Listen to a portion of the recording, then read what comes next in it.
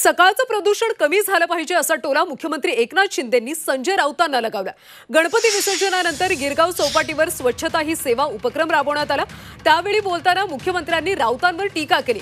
स्वभाव आणि संस्काराच्या स्वच्छतेवर विशेष लक्ष द्यायला हवं असा टोला शिंदेंनी राऊतांचं नाव न घेता लगावला। सकाळचं प्रदूषण कमी झालं पाहिजे असा टोला मुख्यमंत्री एकनाथ शिंदे यांनी संजय राऊतांना लगावला। गणपती विसर्जनानंतर खरतर गिरगाव चौपाटीवर स्वच्छता उपक्रम राबवला जातो आणि त्यावेळी बोलताना मुख्यमंत्र्यांनी नाव न घेता संजय राऊतांवर टीका केली। रोज सकाळी संजय राऊत पत्रकार परिषद घेतात आणि यावर आता मुख्यमंत्र्यांनी टीका केलेली आहे। सकाळचं प्रदूषण कमी झालं पाहिजे असा टोला मुख्यमंत्री एकनाथ शिंदेंनी संजय राऊतांना लगावला।